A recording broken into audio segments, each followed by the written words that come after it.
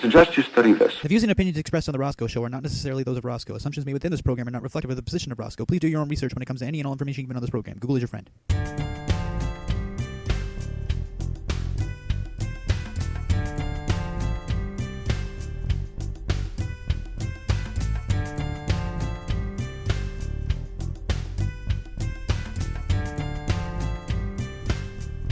Good morning, everybody, or good afternoon, or good evening, whatever time of day it is that you're listening to this. This is The Rosco Show.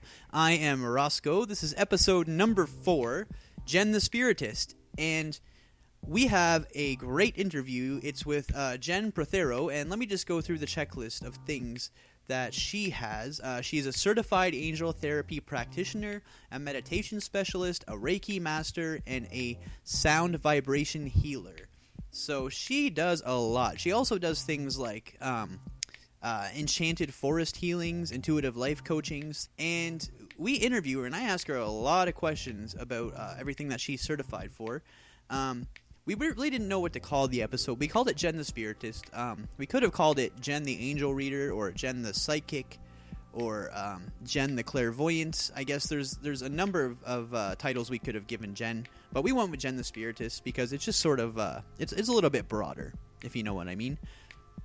So yeah, it's a fun one. We also have Roscoe's Bible readings, of course. We have Pastor Jay's segment. We have Spidey Steph segment, and all the fun things that you would find on the Rosco Show. So if you've never listened to the Rosco Show before, let me just explain the format really quickly. So basically, we get people on here that have different ideas, different beliefs from different backgrounds, and I give them a platform.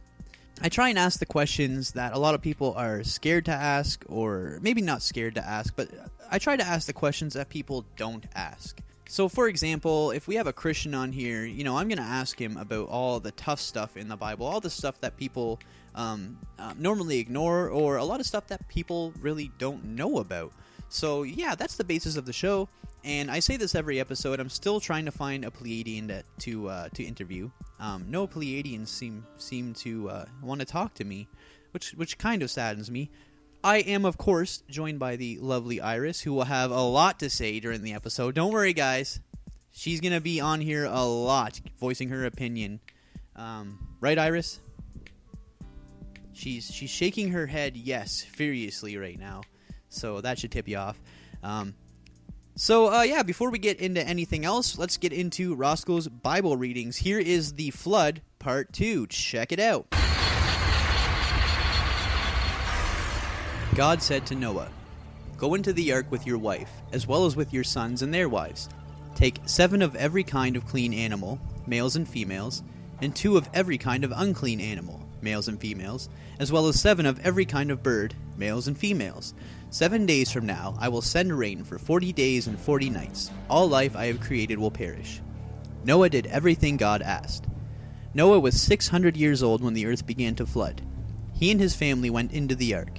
Pairs of creatures of all kinds, males and females, came to Noah and entered the ark. It began to rain, and God shut Noah and his family and all the creatures into the ark. As the flood waters rose, the ark began to float on the surface of the water. The waters rose so greatly that they covered the tallest mountains on the earth. The tallest mountain was only 20 feet below the surface of the waters. Every living creature that God had created had now perished, including man and birds. The floodwaters lasted 150 days. Hey, this is Jason Comeau, and you're listening to The Rosco Show.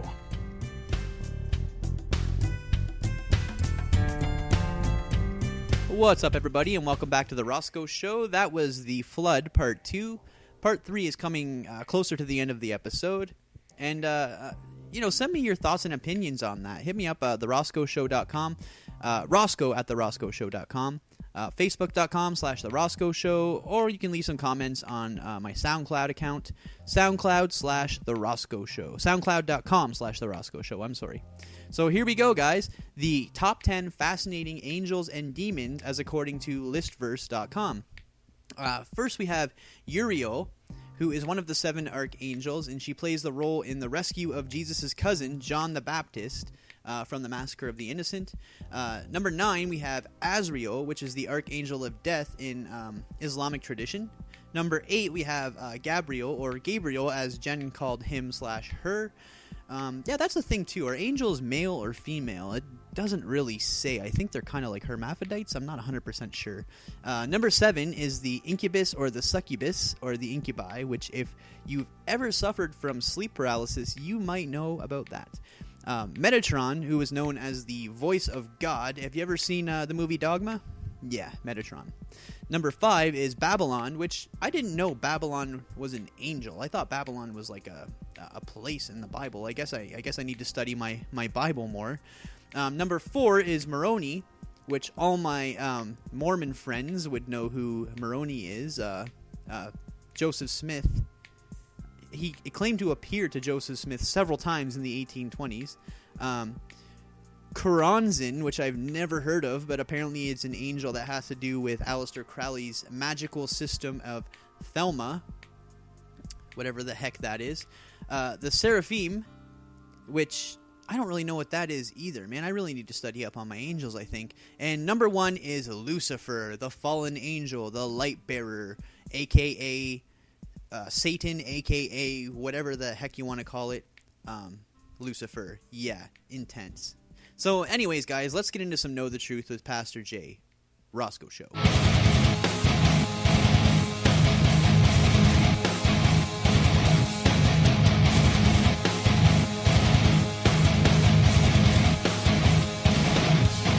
Hey folks, Pastor Jay here from Know the Truth. I have one good friend who's probably a lot like you. He loves his Bible and he does his best to listen to me read it to him every day. There's one problem though. Some of his friends say the Bible isn't true and he's not always sure how to respond. So here are some of the best arguments for the credibility of the Bible. First one is manuscript evidence. There are way more copies of biblical manuscripts, with remarkable consistency between them, than there are for any of the classics like Plato, Aristotle, and Socrates. As you'll find later on in this video, the more copies of anything that we find, the more truth that we have of that one thing. Like with archaeological evidence. Again and again, archaeological discoveries have verified the accuracy of the historical and cultural references in the Bible. The more they dig, the more it confirms the Bible. Just look at Noah's Ark. It's been found 5 times, folks. The next thing is eyewitness accounts. The Bible was written by the people who witnessed the events that it describes. And by witnesses, I mean either through visions or third-party stories that the author's friends' fathers saw. Many of these people were persecuted or martyred, but their story never changed. Would you die for something that you knew was untrue? We also have corroborating accounts. There are plenty of references and non-biblical sources to the events described in the Bible. The only one I could find, though, was by Jewish-born historian Josephus that was born in 37 AD. There might be more, but his is the only name that pops up, and I figured that nobody would talk about him if he didn't know what he was talking about. Somebody I trust said it, therefore I accept it, therefore God. The next one is literary consistency. The Bible contains 66 books written over 1,500 years by 40 different writers, but it tells one big story of God's plan of salvation through Jesus Christ. This shows that these heroic writers have true faith, and that God willed his book into place in conjunction with their faith to act as vessels for the Holy Trinity. With the supernatural, miraculous touch of the God Almighty, anything is possible. You can't even pass a secret around a circle of 12 people and get the same message at the end unless you're the early church, which is the evil Catholic Church, by the way, and set extremely high standards for what books were judged to be authentic and therefore allowed into the Bible. A book had to have been written by an apostle or someone immediate in their circle, had to conform to basic Christian faith, and had to be in widespread use among many churches. If the church, that would later go on to become the evil Catholic Church, didn't like what you wrote, it wasn't going in the Bible. Of course, all that changed when St. King James figured out what the evil Catholic Church was trying to do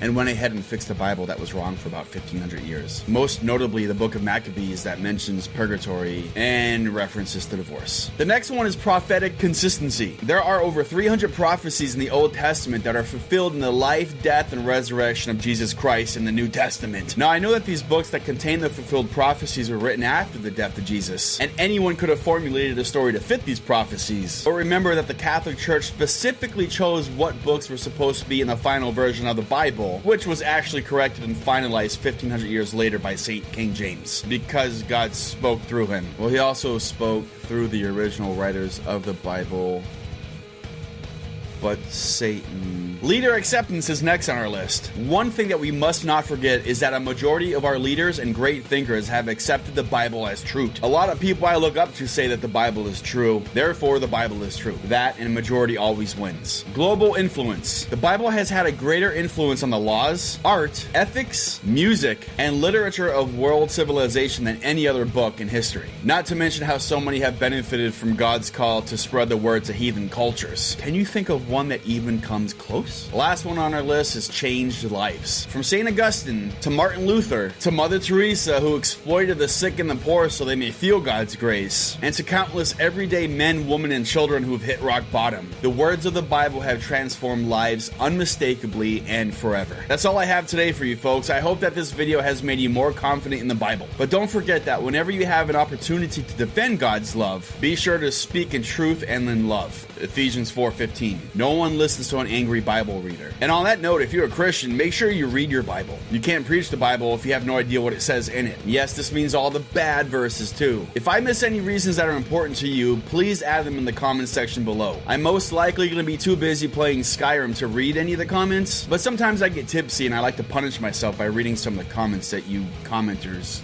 comment on. Okay, NASA crew, can you all hear me? Awesome. We can hear you. Okay, great. Great.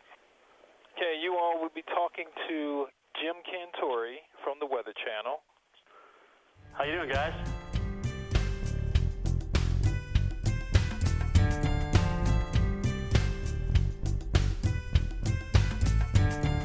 So there you have it, some evidence that the Bible is real from Pastor Jay.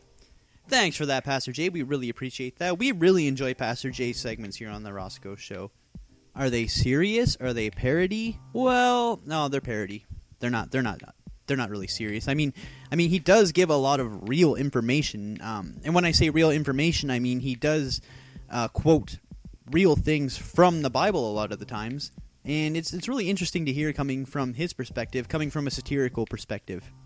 So we're going to get into our interview with Jenn Prothero, angel reader, Reiki master. I was going to say Reiki specialist, but Reiki master, meditation specialist, sound vibration healer. We talk a lot about the Bible, and although she says that she's never read the Bible, I kind of kept pushing it on her. I think a few reasons why is because she did mention that the angels that she speaks with, or the angels that she hears from, are the same angels from the Bible. So it just kind of weirded me out that she's never actually read the Bible. I mean, if I myself was receiving messages or speaking to angels from the Bible, I think that I would read the Bible.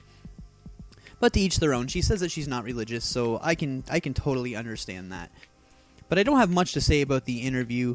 You'll just have to listen to it. So we're going to get into that right after this commercial break, so stick around.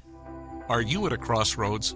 Where do you turn when the ones closest to you can't help? Turn to Psychic Source, the most respected psychic service for more than 20 years. Psychic Source is there day or night with insight and answers, whatever your question. Is he the one for me? What is going on with my life? You'll get accurate answers from expert advisors. I'm Joseph. Hi, my name's Maisie. I specialize in love and relationships. Call now and get an on-the-spot 10-minute reading for just $10. Plus, if you're not completely satisfied with your call, you don't pay for it. I say do it. Go for it. You can go to a doctor and tell them I've got this pain. Well, what's the difference? You can call a psych and say I have this pain in my emotional life, and we'll get you through it. Comfort is a phone call away. Call me if you're at a crossroads. I can help you. $10 for 10 minutes. Get the answers you've been waiting for. Call Psychic Source now. Call 866-326-0193. 866-326-0193. So welcome back to the Rosco Show. I am here with Jenn Prothero. She is a certified angel therapy practitioner, a meditation specialist, a Reiki master, and a sound vibration healer. So she's got a long checklist there. How are you doing tonight, Jenn? Good. Thank you, Rosco, for having me here tonight. Yeah, awesome. I really appreciate you coming on the show. Just to start out, can you just tell me a little bit about your background? Okay. A little bit about me is I have kind of grown and changed and continue to do so, actually, in my healing journey. Started out basically with my certification as an angel therapy practitioner. I got certification with Jenn Prothero, and went on from there to become a Reiki master. And from there, things just continued. I just kept being guided to different things, crystal healing. When I went to take a course on crystal healing, I experienced the crystal singing bowls, and so that became part of my entourage of things that I do.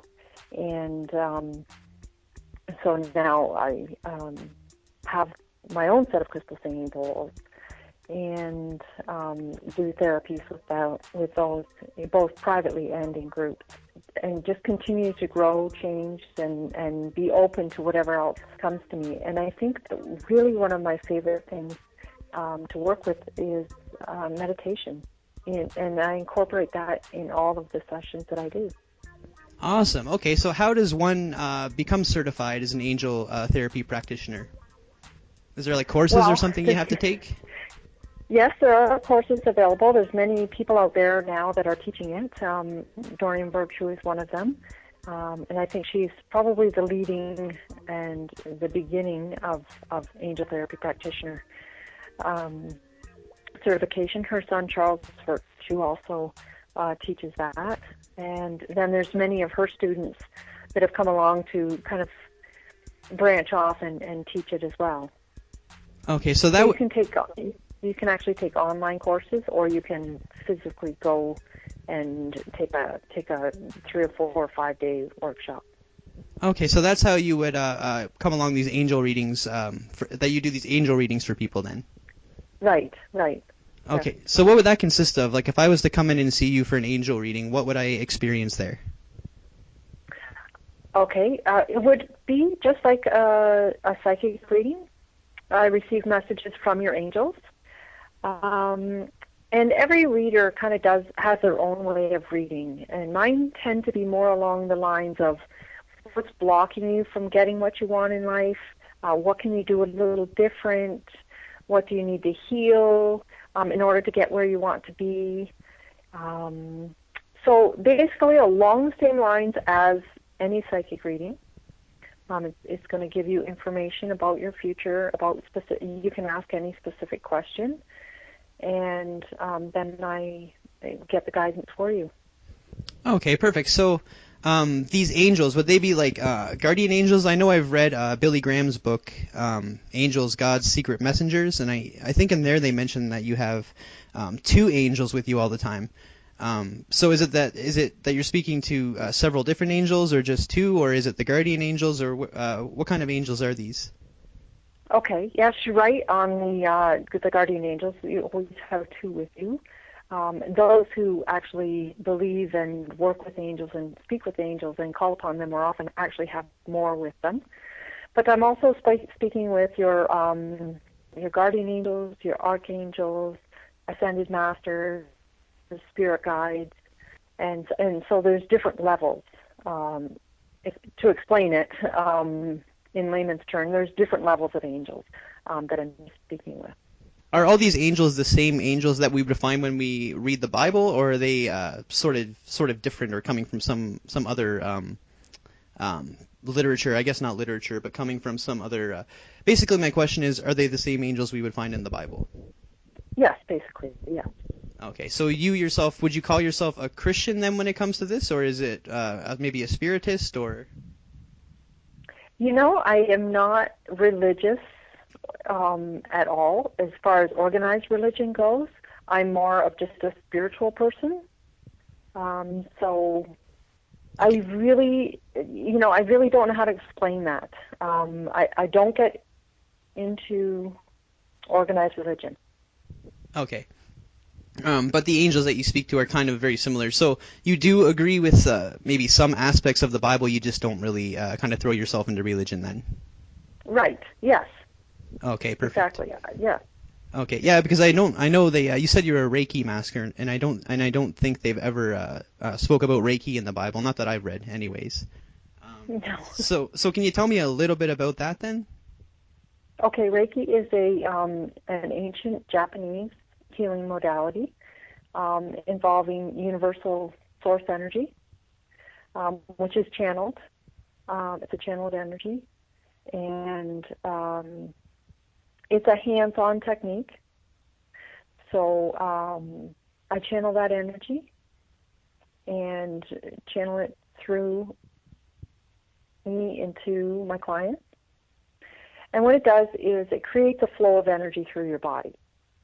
And it's going to wash out anything that you no longer, so any blocked energy, any old energy that you no longer need to be carrying around with you, and it's creating blocks in your life. When you're done a Reiki session, you always feel so much lighter, so much relaxed. So it's like walking on clouds. And because what's happening is you're clearing out that old energy, you're bringing your body back into a state of balance and harmony. And that's where your body can start to heal itself.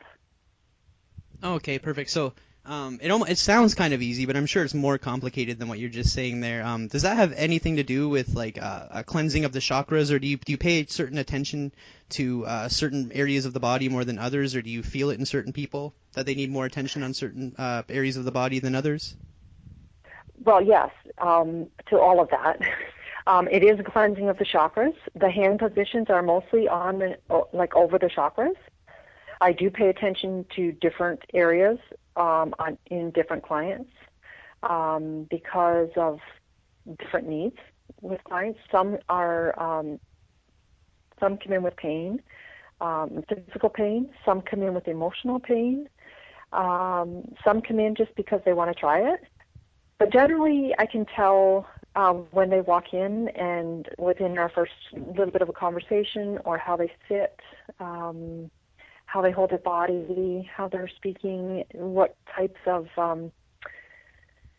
where I'm going to need to put extra energy, or extra effort towards, yeah. So in your experience, out of all the clients that you've had, and I know there's probably like a client confidentiality, what is the weakest area of most, I guess the question I'm asking is the chakras. For society today, what is like the weakest chakra, or the area that needs the most attention? I want to say the lower three chakras. So the root chakra, the sacral chakra, and the solar plexus. Okay, and is that conditioning of our society, or is that just kind of just how it happens? I think it's a lot of conditioning of our society. It's also stress related. The amount of stress, and people don't realize how deeply stress affects our bodies. And the other, because the sacral chakra is related to our emotions, and a lot of us were taught as children not to feel that way, that we shouldn't feel that way. We shouldn't be angry. We shouldn't feel a certain way. And so we weren't really, a lot of us weren't really shown how to deal with our emotions, how to express them, or even how to feel them. And so that sacral chakra is really out of balance for a lot of people. Wow, okay, so we should just be letting our emotions kind of flow then. And we're kind of containing them right now when we shouldn't be. Yeah, we're actually trying to repress them. And that actually blocks the flow of energy through that sacral chakra. What we should be doing is actually feeling our feelings and acknowledging them. Right. Maybe trying to understand why we have them? Yes. Or just allowing them to be there. Because just giving them that attention, it takes away the energetic charge that it has over us. But when we're just trying to push it down, it has a control over us. And there's a lot of energy behind our emotions. Right. So kind of like if we feel angry or if we feel fear and we try and fight it, fighting it only makes it stronger. We just need to kind of allow it to be and kind of just pay attention to it. Exactly. Allow it to be, and then it'll just float away on its own. Right. Yeah, I know that when you try and fight it, nothing really helps if you pay attention to it. Sometimes you kind of feel silly even afterward for feeling that angry, or yeah, I think you know what I'm trying to say. Yeah, allowing it to take that kind of control over us. Yes, I agree. I know. Exactly. Okay, so you're also a meditation specialist. Is there different types of meditations that you go through with people, or is there one basic form of meditation that you go through with people, or? Well, there's many different meditations that I use. When I do the crystal singing bowls, when I do a group session, I take, well, you've actually experienced that, take people on a guided journey through their chakra system. And so that's one type.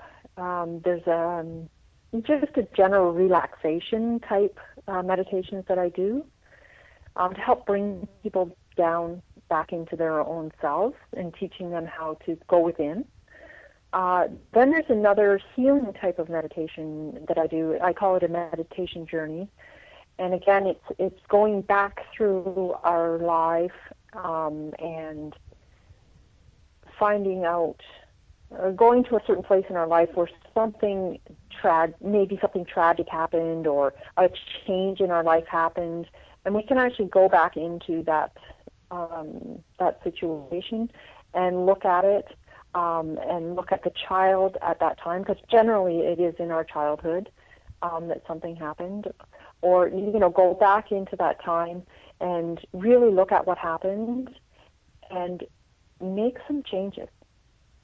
Okay, so that's and you do that through meditation. I mean, you get them to bring out those memories and those emotions. Yeah, through meditation, and it's very therapeutic. It's very healing, and it's very effective because those things that happened, even though they sometimes are even at a subconscious level, we carry that with us, and it actually can really play havoc in our life, whether it's a fearful situation, and so we're always in fear of that type of situation in our life, or perhaps it's something that maybe just have low self-esteem. And so we can sort of turn that around for the person. Okay, perfect. So you said that with the crystal singing bowl meditation, it kind of takes you through a journey through your chakras. It kind of goes through the chakra system. You can do that to people that have no understanding of the chakras. But do you find it harder when somebody doesn't have an understanding of the chakras, or doesn't even know what a chakra is? Do you find it harder for you to go through that meditation with them? No, not at all. In fact, the people that have never have any idea of what a chakra is, or anything, like the general population really doesn't know what their chakra system is, and I love working with people like that because it's such an awakening for them. And whether you know anything about your chakra system or you don't, or whether you have even had meditation before or not, that meditation always benefits everybody that tries it. Now, kind of going back to the angel readings, how is it that the angels are communicating with you? Is it just, are you audibly hearing them, or is it just kind of a feeling that you get, or how does that whole thing work? With me, it's a feeling that I get. I'm more of a sensitive. I also get pictures in my head while I'm doing a reading. But they're all kinds of readers. Me, I'm clairsentient, which is a feeling. There are others that are clairvoyant, which is seeing. Clairaudient is hearing the messages. Sometimes I'll hear a message that repeats itself in my head, but not very often. Okay. Most of it is just a sense that I get. Have you ever done a reading where you felt like you couldn't interpret the feelings or the visuals that you were getting? Or you found it very hard or very difficult to interpret them? Yes, actually, there are people that are quite difficult to read. Okay, and what do you do with those people? Do you basically say maybe come back and try another time, or do you just kind of do your best?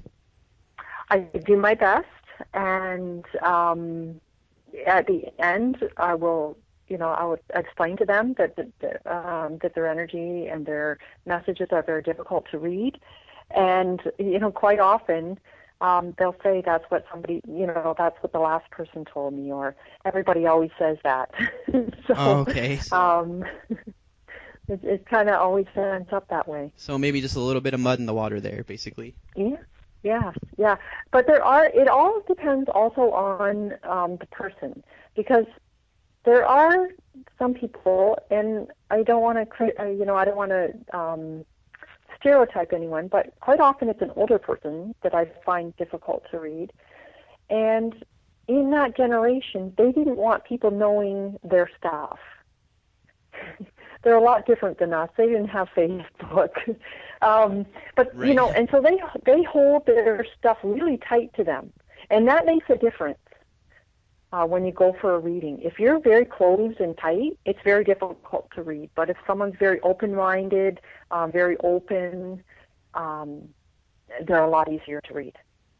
Okay, perfect. So those kind of the people that they're closed-minded, you're saying. So have you ever had people come to you that maybe they were told by a friend or a relative or somebody to come and check it out, and they weren't buying it at all? You mean in the beginning or after the reading? Maybe like right from the start. Right from the start, I've had people that, they're very skeptical. And they come, and it's kind of like, we call it test the psychic. And they are difficult to read because their energies, it's not flowing. But usually by the end, they'll say, I was totally skeptic. But now I totally believe in what you're doing. Okay, so have you, same question but opposite, have you ever had somebody come in believing and then at the end they were, maybe it's not that they didn't believe, but they were kind of disappointed in what it was that you had to say? I have had that, yes. And I will say I've had that once, and no matter what the message is, I'm not going to change it. So I don't know whether you understand that. I'm not going to change the message that comes through to me to soften it for somebody. Right. You're not going to just tell them what they want to hear. Right. And this person actually didn't want to hear. She was in a really bad relationship. She admitted it on one side, but didn't want to hear it on the other. And so in the end, I spent, it was a half-hour reading. I actually spent over an hour with her, and I finally said, this reading's over. I finally ended it and said, you need to go. Oh, wow. Yeah. Okay, so the crystal singing bowls, that's different from crystal healing. Yeah. Did you want to maybe delve into that a little bit? Tell me what that's all about, the crystal healing?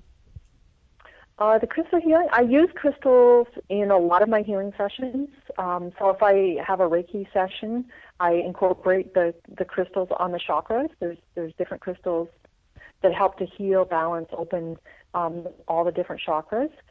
So I use them for that. I also, if I have a client come in and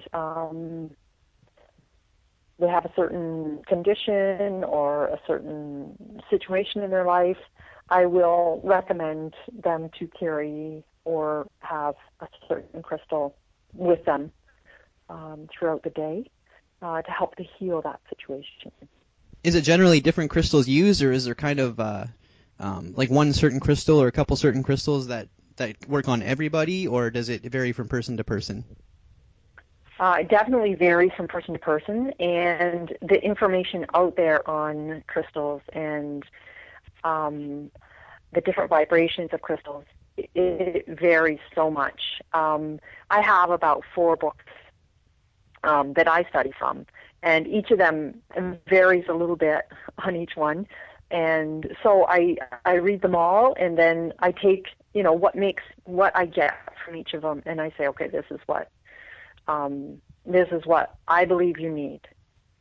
And so there's such a variety of crystals that are available to us for use, and they all have different vibrations, and one might work with the energy of one person, and then another one might be too strong for somebody else's energy. Okay, I was going to ask, are there any crystals that you found are completely useless or have never really worked for you? No. I think that they all have a purpose. I've never had one that didn't, give off a vibration that was needed at some point. Okay, perfect. And the one thing I find fascinating about crystals is that they actually grow. Like they're a rock-like substance, but they don't form. They grow out of the earth, and that to me has always been kind of mind-boggling, kind of amazing to me. It is, yeah, it is. And you can actually see the growth lines in, like if you buy a quartz, if you have a quartz point or something, even an amethyst point, you can see the growth lines in the actual crystal. I noticed on your website you had enchanted forest healings. Now, I've heard of pretty much everything else on your website. I've never heard of enchanted forest healings. So do you want to tell me a little bit what that's about? Yeah, sure. Actually, there's a forest that I started, that I found that I used to walk through. And when I went in there, it was, I don't know, I had this sense that something was different in this forest. And to me, that's what it was. It was an enchanted forest. And the energy that I felt, and I used to get messages for people while I was in there. And so I started experimenting with it, and I was experimenting with fellow students that had taken the angel therapy practitioner course. And I started just practicing and experimenting with different things, and I would do it for free, and so I would just kind of take them in spirit with me to this enchanted forest, and I would do healing work on them through meditation, and it was working. And I was getting these messages, and we were doing chakra clearing, and it was really cool. And so I thought, well, I could maybe offer that to people. And it hasn't been something very popular, but it's really cool because the people usually want to come and be in person with you, and that is something that I do on my own, and I just take them in spirit with me, and we walk through the forest, and we find different spots to meditate and do this healing work, and then I speak with them either over the phone or via email, and give them the messages that I receive for them in the forest. Okay, and awesome. Healing work that was done. So it's like enchanted, so very high energy, basically. Yeah. So if you were to come across a different forest or a different area that you felt that there was a higher energy, would you kind of abandon that one and go to the next one that you feel might work better for you, or is this like a one-of-a-kind spot you're thinking? Actually, that forest has kind of changed over the years, and I wouldn't totally abandon it, but I would incorporate something different if it came along, yes. So the angels are here to help us with everything in our lives that would bring us peace. They are celestial beings who are messengers of our Creator, bringing messages between us and our Creator and the created. They are non-denominational, although some religions talk about them more than others. They're here to help every single individual, regardless of their faith or spiritual path. Every single person has guardian angels, and I say this as a lifelong clairvoyant. And I'm looking at you right now, and I've never found an exception to this. What I have found is there's many people who don't listen to their angels, or we'd have no cruelty in this world toward ourselves or each other. And so I've been working with angels since I was a little girl, undercover in the closet with this work, as I grew up and became a psychotherapist specializing in eating disorders. And you would come to me and you would ask for help with an eating disorder or to lose weight or whatever. And I would be talking to your angels, and they would be telling me, yeah, she went to Baskin-Robbins this weekend and she had 3 bowls of double chocolate chip ice cream. And you would just think I was a really good therapist. You would have no idea how I was getting this information. I actually went so far as to go on the Food Channel. They called me the Food Psychic for a while, the Food Network. And you would call me to tell me what you were craving, and I would give you a reading. And Hay House made that work into a book called Constant Craving. But I didn't tell anyone who I was talking to for fear of what they might think of me. I was in the spiritual closet.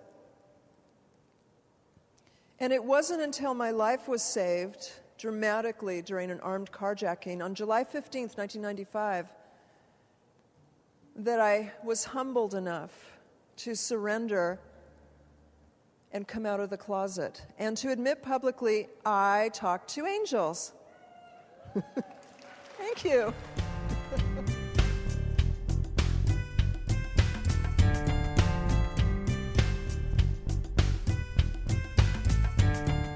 So what's up, guys? Welcome back.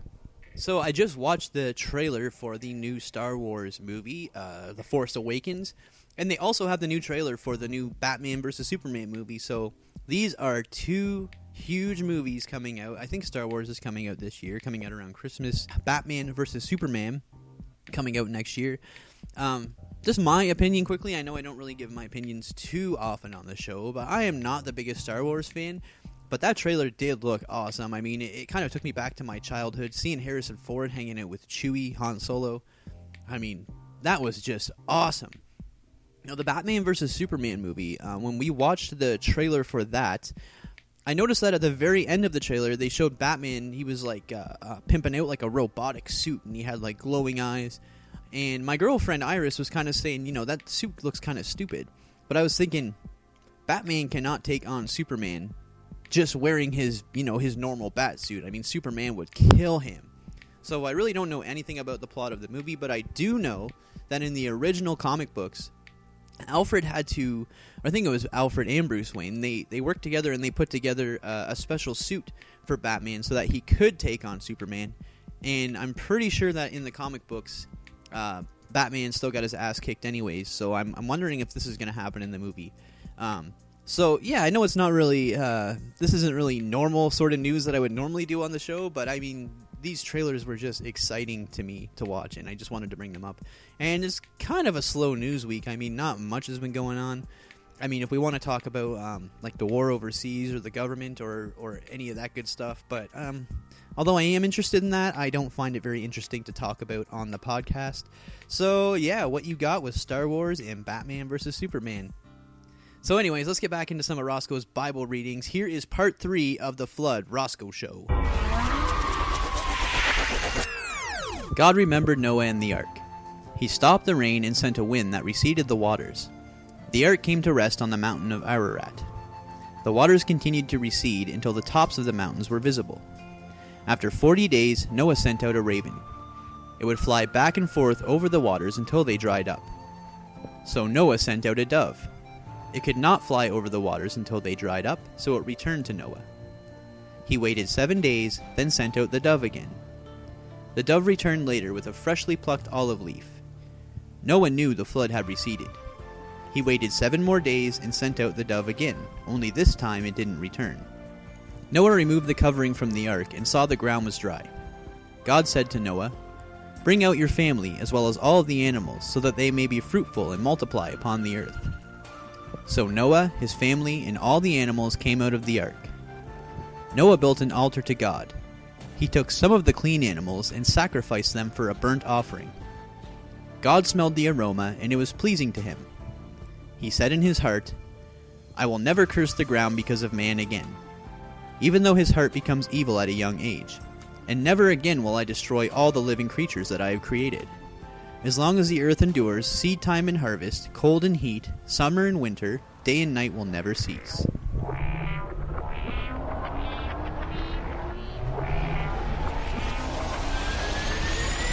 Hey, this is Blake. I'm a Christian apologist, and you are listening to The Rosco Show. Welcome back, everybody. So that was the Flood Part 3, and that was the whole Flood story from Part 1 to Part 3. If you've ever seen the movie Noah, that explains it in way greater detail. All the stuff that they left out of the Bible, the movie Noah takes care of that for you. But no, not really. Like I was saying before, when it comes to a story like the Flood and Noah's Ark, you can't really create a full-length motion picture. I think that movie was like 2.5 hours long, I'm not sure. But you can't make a full-length movie out of that story without adding something in the movie, without giving away too many spoilers. Noah was almost like a villain in that movie right up till the end of the film, believe it or not. So check that out. Russell Crowe, same guy who played Robin Hood, the same guy who played Gladiator, he now plays Noah, which is awesome? ? So I don't have much to say at this time in the episode, guys, so let's just jump right into Spidey Steph segment. So take it away, Steph.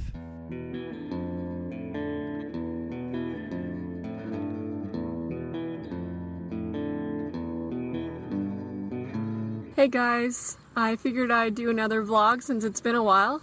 I am now on my 5th month with my new healthy diet change, and I'm feeling oh, Jack, why you gotta get in the way? This is Jack. Get out of the way. Anyways, you're fucking this up. Okay, so I'm on my 5th month, and I'm feeling pretty good. It's been really tough, I have to admit. What I have is called intestinal permeability, and what that is it's tiny little holes in your intestines, and that sounds pretty serious, but it can be healed over time through diet, so I'm doing the correct thing here. There's a lot of gut restoring. Your gut just speaks to everything in your body. If you don't have a healthy gut, a lot of things are going to go wrong, so fixing the gut is a very important thing. Also, right now I'm doing a liver cleanse. This is what I'm on in this month, and a liver cleanse balances out your hormones and all that stuff that actually is really important to be balanced, because if it's not, like, people don't realize how many hormones we have and what can go wrong if they're not balanced. So your liver, it takes everything in and filters it that you eat, right? So cleansing it is a good thing. If anyone wants to know, maybe I'll do a video in the future on how to restore your gut health and do a gentle liver cleanse, stuff like that. If I can do it, you can do it. Don't think that, oh, it's too tough, I'm not going to do it. Like, I've really learned to appreciate my body. You only get one body, right? You only get one body, and it's a lot tougher to live with disease and mental illness and physical problems than it is to completely change your diet. Even if you're the weirdo at the party bringing your own meals, who the fuck cares? It's better than feeling like crap all the time, right? So, yeah, I thought I'd just update and let everyone know how everything's going, and I'll probably do a video after I'm done my 6 months and let you know what I'm thinking about towards going off my medication, as that will be my next step. A terrifying step, but I'm doing the right thing so far. You gotta balance out your anxiety through nutrition. It plays a huge role in that. So yeah, if anyone has any questions, just message me, and I will see you in the near future. Oh, Jack, I love you. I love you. I love you. I love you. This is Pastor Jay. If you'd like to become a member of my flock, or if you're just curious about leaving the atheist faith, you can find me at insert links here. Or you can find my links in the show notes to this podcast.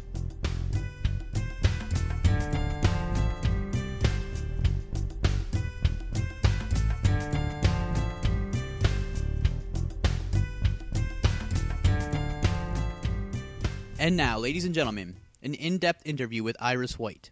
Now, Iris refuses to speak on the microphone. So what I'm going to do is I'm going to ask her yes or no questions, and she's either going to nod her head for yes or shake her head for no. Sound good, Iris? No? See how this works? Perfect. All right, Iris. What's your favorite color? No? All right. Her favorite color is no. That's not a color, Iris. Iris, is there a Jesus? Yes, she says. Wow, there is a Jesus. Hallelujah. Is there angels? Yes. Wow. Is there a Bigfoot? Yes. Okay. And is Bigfoot descended by Cain? Yes. Do you even know what the hell I'm talking about? Yes. Wow. She's learned a lot, folks. I'm sorry, meanwhile, you don't believe in it? Is that what you... Oh, you do believe in it. Oh, Iris believes in Bigfoot. We have to talk after the show, Iris. So anyways, we're getting into the second half of the interview that we did with Jenn Prothero, angel reader, Reiki master, meditation specialist, sound vibration healer, and I'm not going to talk about the interview because you're just going to have to listen for yourself and see where we go with it. So right after this commercial break, stick around because, like I said, we're getting into the second half of that interview. The Rosco Show. Tickety, what? My name is Scott McGrath. The day before my 8th birthday, I fell in a pile of fire ants and suffered significant wounds on over 70% of my body. Since that day, I have made a solemn vow to kill every insect on planet Earth. I hate them with the passion of a religious zealot. Speaking of religion, of all the biblical plagues, I hate the locust plague the most. For the last 12 years, my white-hot rage has materialized in the form of my business, McGrath Pest Control.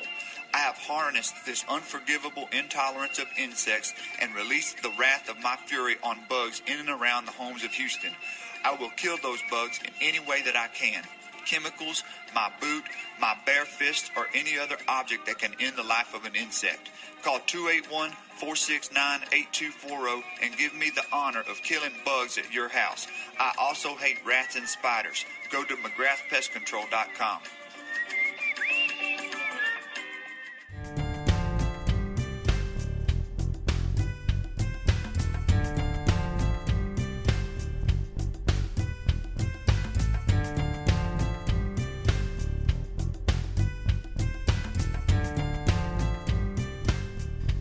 So the intuitive life coaching, is that basically teaching people to think with their intuition or think with their gut, or what does that consist of?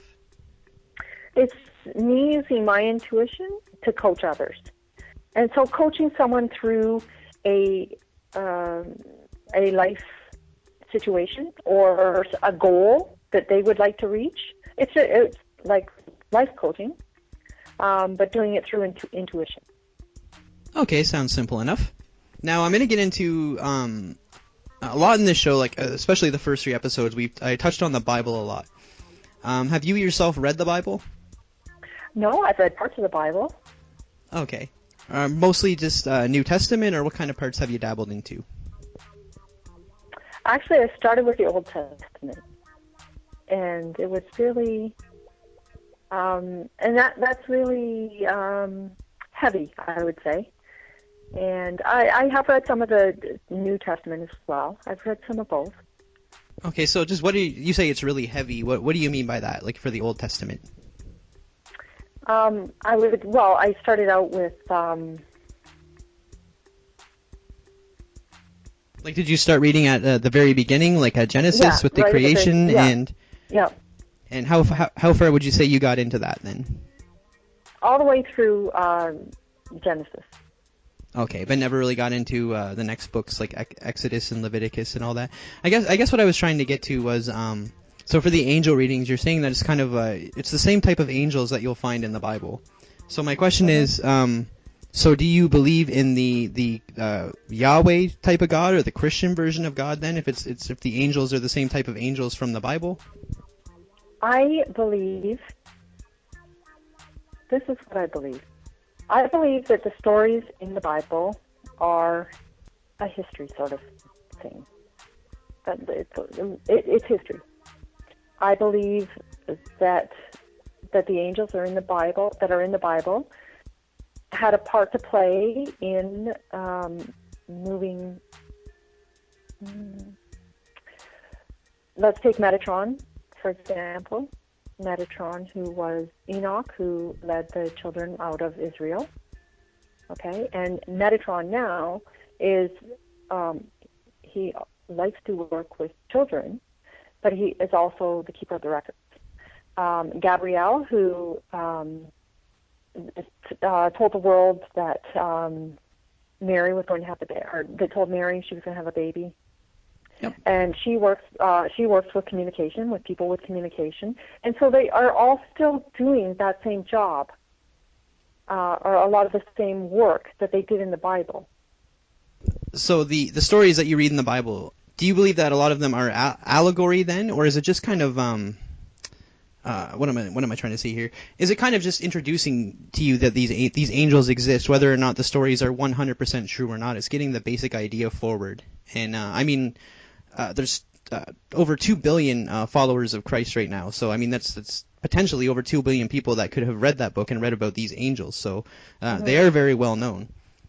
Mm-hmm. So I guess my question is, are all the stories true, or do you believe all of the stories are true, or is it sort of just letting people know? I can't really say because I haven't really read it all, and I'm not a religious person, and so I can't really say whether all the stories are true in the Bible or not. I wasn't there either. I think it's stories that were set in history and have been told over years of time. My belief is that God or Jesus didn't want us to be confused, didn't want us to be unhappy, and didn't want us to suffer. And I believe that religion has made us confused. Oh, I will agree with you there, Has taken us away from what the belief was, that Jesus just wanted people to be happy and just wanted people to be compassionate and kind to each other, and just wanted us to, each and every one of us, to keep our corner of the world beautiful in all ways. And if each and every one of us did that, the world would be a different place. Perfect. I 100% agree with you on that. So what do you think about, there are people that they would agree with what you say on that, at the same time where, whether the Bible is true or not, it doesn't really matter, because like you're saying, Jesus had one message, basically. That's kind of like love your fellow man, be good people. Mm-hmm. But they are religious, and they do follow the teachings of Jesus, and they do believe that because the teachings of Jesus are true and real, they go along with the rest of the book, and they are religious. So do you have an opinion on people that think that way, or? Well, this is what I believe when it comes to that, is that whatever works for somebody, they should go with, but make sure it's working. That's my belief there. If it's working for you, and you're accomplishing that, and you're not confused, and you're not always going to someone else for an answer because you can't make your own decision without, going to somebody else at a higher level in the church to make that decision, then do what works for you. That's perfect. Yeah, I agree with you. I think I would add on to that. Also, if it works for you and you're happy, great, but as long as you're not hurting people as well. Yes. Because there are a lot of religious people that the book works for them and they are 100% happy, but they kind of take things too literally from it. Like, for example, the man shall not lay with man as he does with woman. A lot of Catholics and a lot of Christians, they take that very seriously, and they literally try creating laws to stop this from happening. So what would be your opinion on that? I agree 100% on that. It is not meant to be literal. It is a history book. In fact, I had a person that I met, and we got talking about, religion came up, and we got talking, and he actually had to think about it for a while if he could be my friend, because of what I do for a living, and he was very religious, and as it turned out, he couldn't be my friend because he was religious, and I was, and I did this work. So, and I thought, well, fine. I really don't need a friend like that anyway. Right. And it does kind of teach in the Bible not to, not to associate with psychics per se, or, sorcery or magic. So I wouldn't classify what you do as that. But, I mean, just in general, doesn't it kind of bother him that, you can speak with the angels in the Bible and he can't? I mean... I don't know. I haven't spoken with him for a long time, but, he's very confused. about things. And that's what I learned through our conversations that we had, and that's where I kind of came up with that. I said, where do you get that Jesus wants you to be so confused? That's not what he wanted for you. He wanted you to be happy. Right, yeah, he's not going to be angry.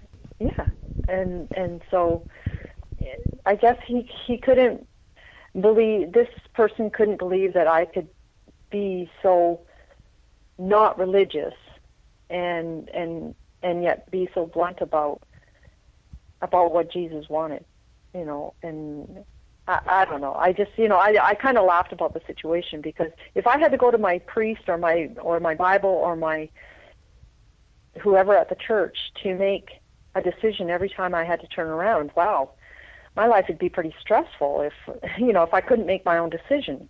Right. And that's kind of like the definition of sheep, and they're proud to call themselves sheep. So. Right. Okay. Right, yes. So I'm just gonna get into heaven and hell. Specifically heaven, we'll start with that. What are your views on that? I believe there is. I believe there is a heaven. I believe that there is a place where everybody goes, yes. I do believe in heaven. I do believe in an afterlife. So does everybody go to the same place then? Just in your opinion? I think they do. I don't believe in hell. Simply because I have no experience of it. Like I have seen people like mediumship readings, doing mediumship readings. I've seen people in the afterlife, and they are happy, and they are everything that I guess what we're taught heaven is, to a degree. And I've never had the experience of seeing someone in what we're taught that hell is. Does that make sense to you? Like, I've never seen anyone burning. Yeah, that makes sense. So no indication of like a lake of fire with people being tortured and things like that then? No. Yeah, no. And I don't think that... I think we create our own hell here on Earth. Okay. And I think that we're meant to live heaven here on Earth. But we're human, and we create hell with our free will to choose. Perfect. Yeah, our free will to choose, and that's a big argument that Christians have. Is if you bring up the problem of evil, basically you say, did God create evil? They can say no. If they do say yes, you say why, and then they say because without evil we wouldn't have free will. Which, in that case, I do agree, because if we didn't have evil and we were always happy and positive all the time, we wouldn't need to, basically, we wouldn't need you, Jenn, because we wouldn't need people to be doing these angel readings and this meditation for us, because we wouldn't need any of this. So, I agree. Yes. Okay, so I'm gonna get into the creation a little bit. What are your views on that? You said you read Genesis. Do you believe that the universe was created, whether or not it was in 6 days or whether or not it's the biblical creation? Do you believe that there is a creator God? I do, yes. I do agree that there is a power out there, a creator that did create all this. And I believe that he works through each and every one of us and through everything here on Earth. I believe... and I also, in saying that, I also have to say that my father was an anthropology teacher, and I believe in the creation, the survival of the fittest, and the Darwin theory. So do you believe that we were created to evolve then, basically? Yes. Oh, okay, perfect. So going along with that, you probably don't agree with the 6 days of creation, or do you believe that maybe something along those lines could have happened in the Bible? Like you say, it's kind of like history, but it's sort of an allegory at the same time, or sort of maybe not a literal 6 days, or what's your opinion on that? Yeah, I think I really don't. I would say not a literal 6 days. Like I say, the Bible is a history book and was brought down, told over many, many years. So we all know how stories change as they're told over and over again. I would say no on the literal 6 days. Okay, but do you believe that it kind of happened in that sense, and that the Bible is saying, though, or do you think that it's something that's kind of unknowable, or we just can't really be sure? I couldn't really be sure to make a broad statement like that. I couldn't really be sure. All I can say is what I do believe is that there is a greater power and a creator that did create all this. And now things are just. I believe in miracles, that miracles can happen. Oh, okay, perfect. And do happen. Have you ever experienced any miracles yourself, or what kind of miracles are we talking about? Because there's my second episode, I was talking to Blake Genta actually, and he has a book, and he says that there's all different kind of miracles. Some miracles people wouldn't even call them miracles, and then some, everybody would have to. So, like, what kind of miracles? You say that you think miracles happen. What kind of miracles is it that you believe in? I believe in miracles in healing. I believe in miracles of things showing up when someone really, really needs it. I believe in. I know a man that was diagnosed with inoperable lung cancer, and was given 6 months to live, and that was 12 years ago. Oh wow! And he's the most healthy person. He went back for his test, and it was gone. That's a miracle. No, there was no surgery, there was no medical intervention. Right. Oh, yeah. I can see how a lot of people would call that a miracle. Definitely. So no Virgin Mary statues crying blood or anything like that. No. Not those type of miracles. Okay. No. Okay. So you said you don't really believe in the concept of hell. So with the Creator God, we can say that you say that you do believe in creation. So we can say that all space and all matter was created. But right along with that, I guess emotion would have to be created, or a feeling would have to be created. Like you being able to pick up on these angel readings and get these feelings, and get these visuals. Do you believe those are sent to you directly from God, or do you believe that He kind of just created it in a naturalistic way, and that some of us figured out how to pick up on it? I think we're all capable of doing it. Some people are interested and some people aren't. I believe it's a natural thing. It's a natural happening, natural occurrence. I would be the biggest skeptic if I hadn't experienced the things that I did experience. I've only been involved in this for 7 or 8 years. Before that, I wouldn't even have thought of a psychic. I wouldn't even have been interested. Okay, and I'm sorry, what was it that you said got you interested in this then? It was actually trying to figure out what I wanted to do when I grew up. I was in a very stressful job that was actually affecting my health, and so I had to do that healing. And it all kind of happened at the same time that I started being guided towards reading Wayne Dyer and Deepak Chopra and Doreen Virtue and, Byron Katie and all of those authors. It all kind of corresponded at the same time that my health was really needing some help. And I needed to do some inner healing of my own. Okay, perfect. And then once you got that inner healing of your own, you realized that you wanted to help other people with that as well? Absolutely. That's when I found out that this is what I'm meant to be doing in my life. I'm not meant to be in a high-stress job that's constantly bringing me down. I'm meant to be helping people. That makes me feel good.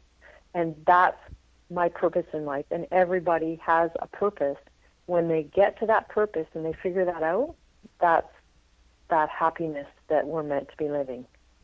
Right, perfect. So it's not helping people by working in a factory making weather stripping. It's helping people by actually tackling their problems head on and giving them the information that they do, or I guess in some cases they don't want to hear, but it does help them for the better in the end.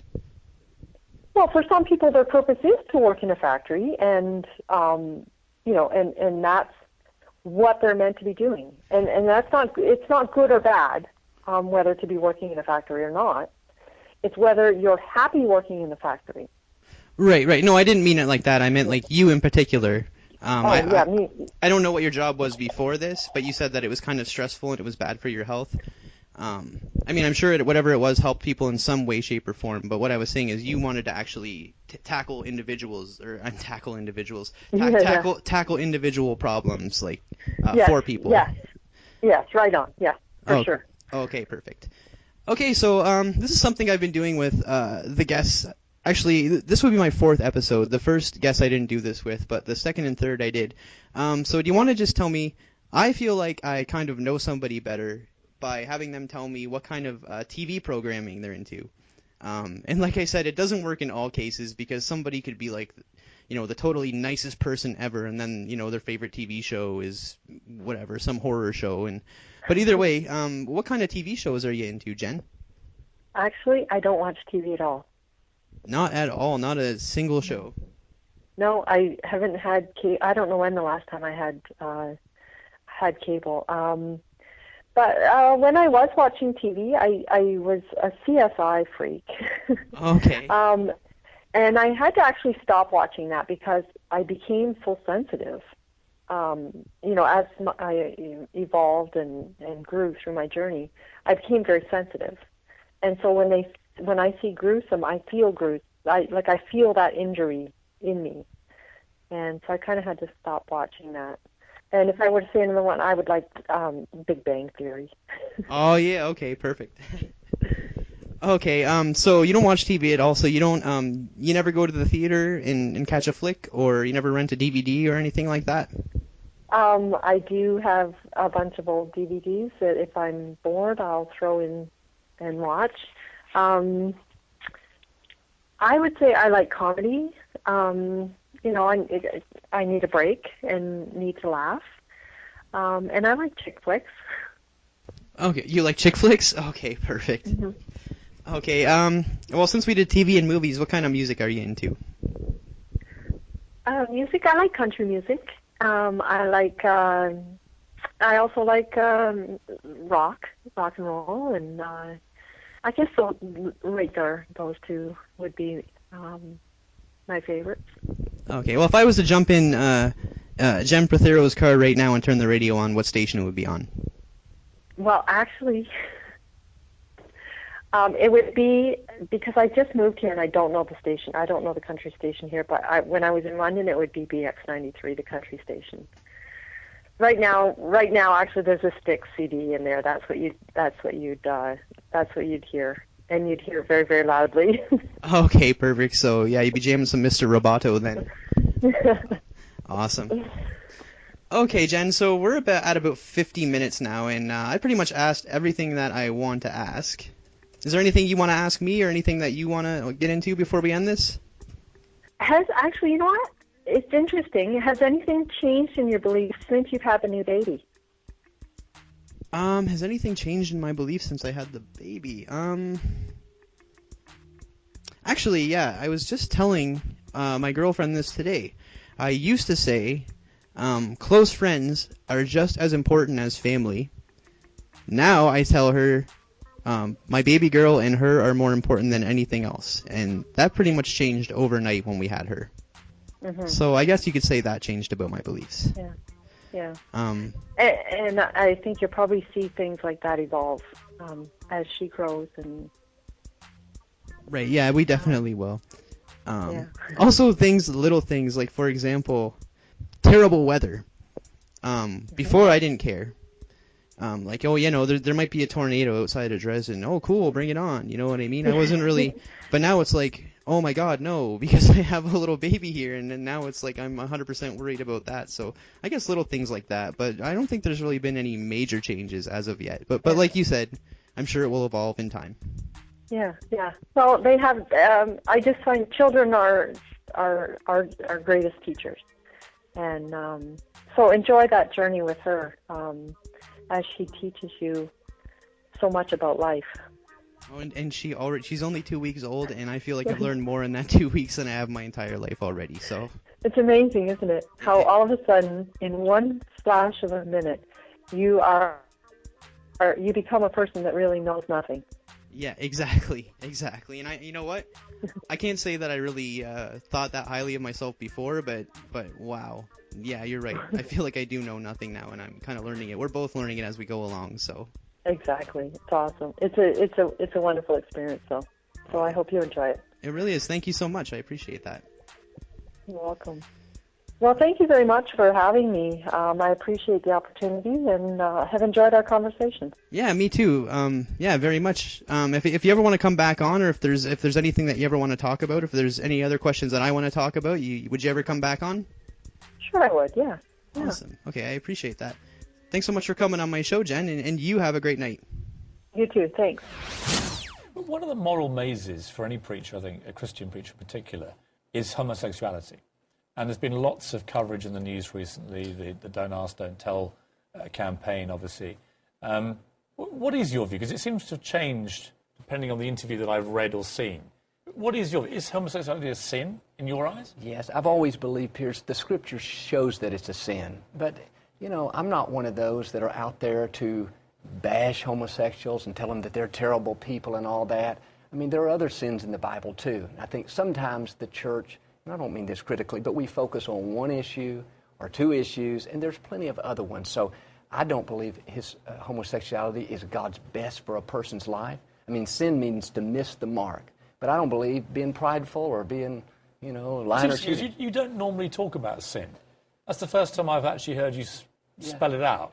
Well, you know, it's almost like you've come ready for that question and thought, I'm actually going to say this. Well, I'm going to say it's a sin. I think I'm grown in my knowledge. I mean, those first interviews, I mean, this was all new to me. I mean, I didn't go to seminary. I was raised in this, but not on front of the camera. But I think this point, people say I don't talk about sin, but I do talk about how we live our life and making good choices.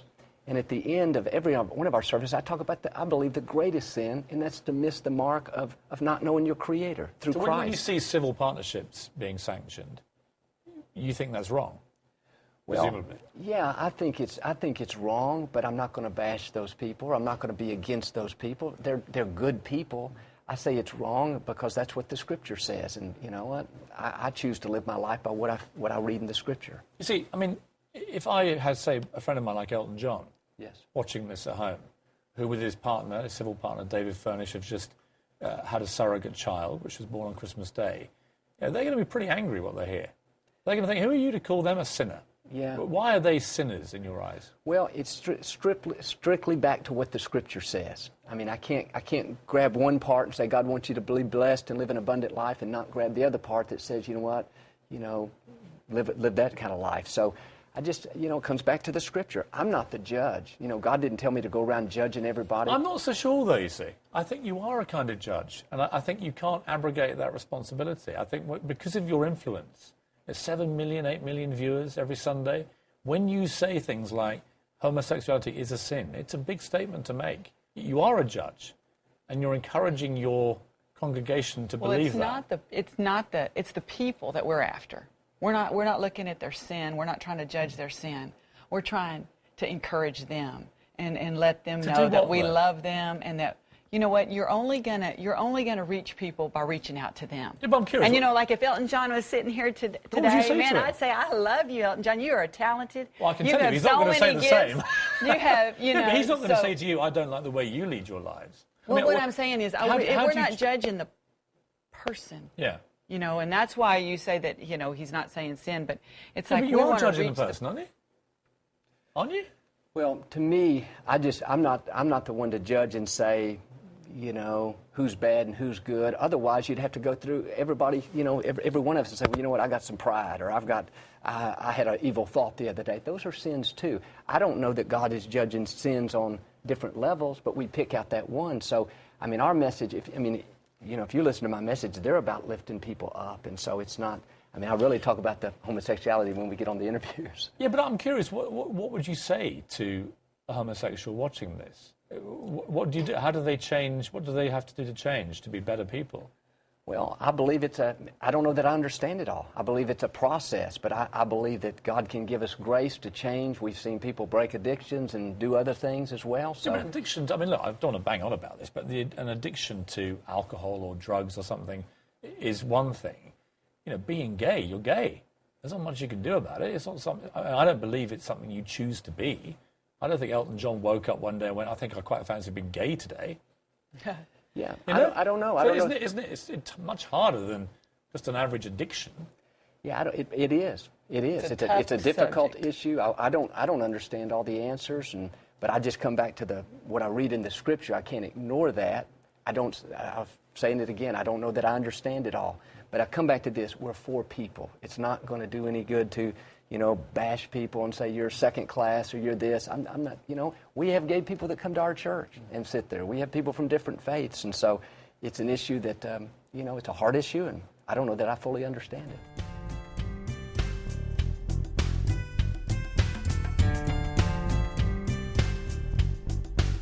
Well, that's it, guys. That's going to do it for this episode of The Rosco Show. I want to thank Jenn Prothero for coming on and doing that awesome interview.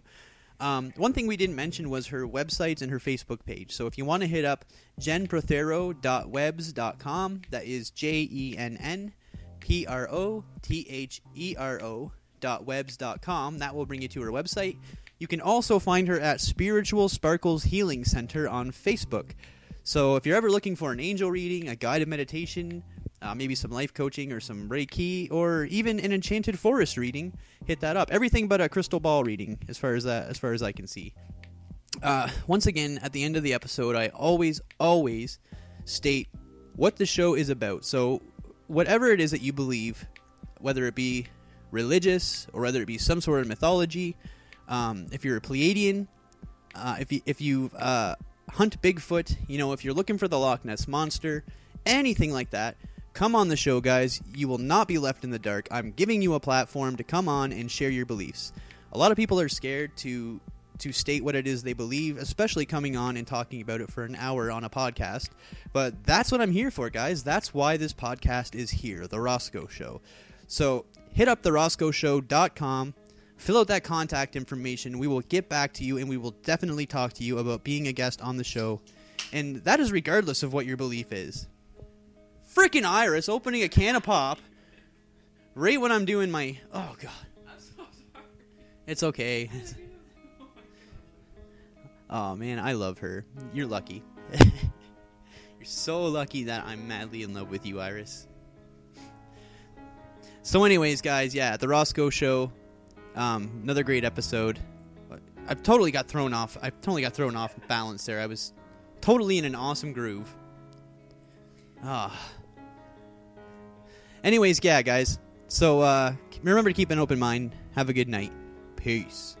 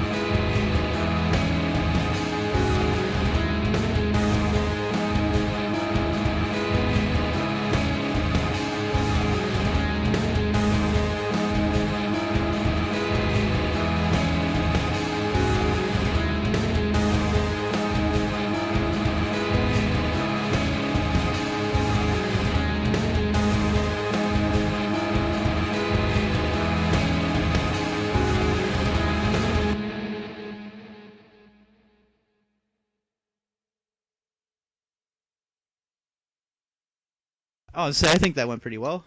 Yeah, I sometimes, like, as I talk, sometimes I'm not a good speaker, so, like, I'll go to answer a question, and then I'll think of, like, 40 other things I want to say, so I have to find, like, the best way to say it, and I have to remember, like, that people are going to listen. So, like, when it comes to the conspiracy stuff, I have to, like, word that in a certain way, you know.